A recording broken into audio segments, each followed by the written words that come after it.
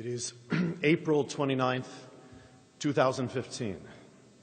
226 years ago this day, George Washington readied himself for the first ever presidential inauguration to take place the following day, the day that America as we know it came into existence, with the president's hand resting on the Word of God. That day would conclude with America's first government gathering in prayer to dedicate the nation's future to God.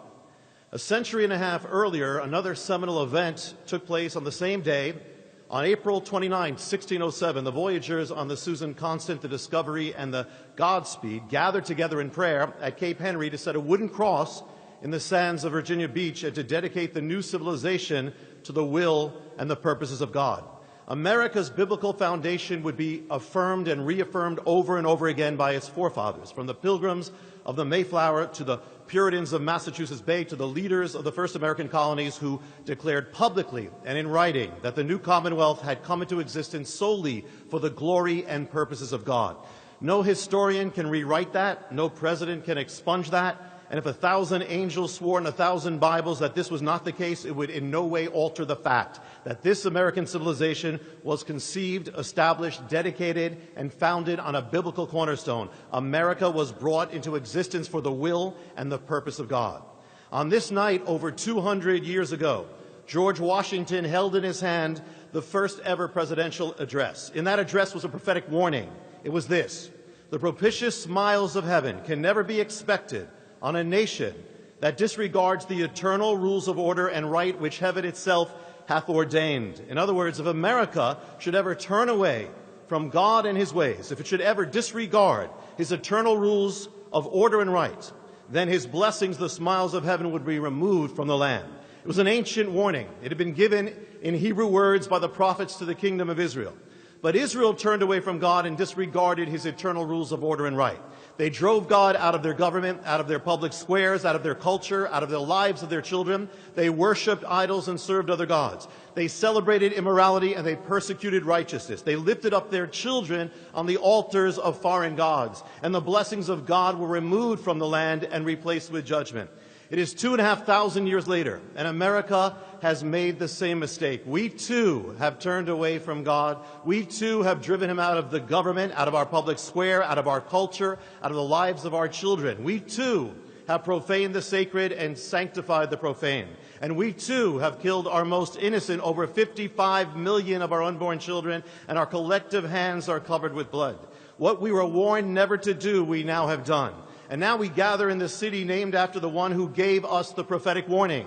And yesterday in this city, in the building that sits across from this hill, the justices of the Supreme Court took up their places on the bench to decide whether America should strike down the biblical and historic definition of marriage. The very fact that an event should take place as such is a sign in itself that this is the America of Washington's warning. It's here. And this day of which he warned is now. We have become a civilization in spiritual schizophrenia, a nation at war against its own foundation. The Supreme Court opens its sessions with the words, "God save the United States and this honorable court." But if this honorable court should overrule the word of God and strike down the eternal rules of order and right that heaven itself hath ordained, how then will God save it? Supreme Court justices, can you judge the ways of God? Can you, with man-made verdicts, overrule the eternal laws of God? There is another court and there is another judge, and before him all men and all judges will give account. If a nation's high court should pass judgment on the Almighty, should you then be surprised that the Almighty should pass judgment on the court and that nation? In the book of Jeremiah, it's written, "Has a nation ever exchanged its gods? Yet my people have exchanged their glory for that which cannot help them." Let us not pretend as to what we are now doing. We are doing that which Israel did on the altars of Baal. We are exchanging our God for idols, our light for darkness, and our glory for that which cannot save us. Are we ready to risk that which comes on the other side of that exchange? The day when the blessings of heaven are removed from the land. We began with a word from the president of our First Nations, the day that he began as president. I now speak a word to the president of our nation's most recent days. Each time I've spoken here, I've asked a question. I'll now answer it. Mr. President, with all respect that is due, what happens if one assumes the presidency by placing his left hand on the word of God and then with his right hand enacts laws that war against the very same word of God on which he laid his hand? Such an act invokes the judgment of the Almighty. To swear an oath on the word of God on which it's written, defend the weak and do not murder, and then to not defend the weak, to not protect the unborn, but instead to advance their murder is to invoke the judgment of the Almighty.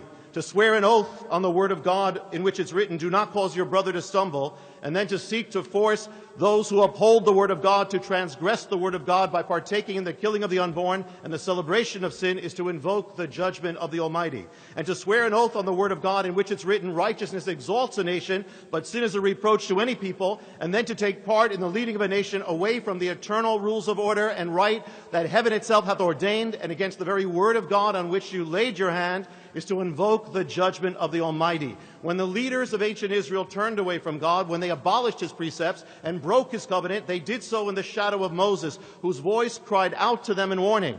Mr. President, when you address the nation from this house, look up above the senators and the representatives, above the Supreme Court justices and above the invited guests, and you'll see a face, the only full visage in that wall. Looking back at you, it is the face of Moses. And if that face could speak, it would say this: no man can overrule the laws of God, no order can annul the order of God, and no judgment of man can stand against the judgments of God. Invoke not his judgment, but choose life. Lead in the way of repentance. Invoke the grace of God that he might have mercy on this land. We've come to a most critical moment. As Elijah stood on top of Mount Carmel and cried out to Israel in his hour of decision in between two altars and two gods, his voice now cries out to America and says, choose you this day whom you will serve.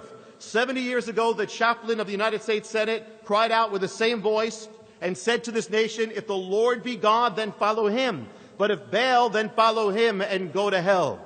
Tonight, America stands at the crossroads. And as Elijah came to the summit of Mount Carmel to make a declaration, we've come this night to Capitol Hill to declare that our God is not Baal, our God is not Moloch, our God is not government, our God is not money, our God is not power, not pleasure, our God is not political correctness or any other man-made thing. We've come to this hill to declare that there is only one God, and he is the God of Abraham, Isaac, and Jacob. He's the God of Israel and of all nations. He alone is the rock upon which this nation has come into existence. And from this high place we make this declaration: we will not bow down our knees to Baal. We will not bow down our knees to political correctness. We will not bow down our knees to a morality that is as shifting as sand in the wind. We will not bow down our knees to the laws and precepts of rebellion or the sacred cows of moral apostasy. We will not bow down our knees to the idols of man. We will not bow down to Baal. We will bow down our knees only to the Lord our God, come what may, and we will have no other gods before him.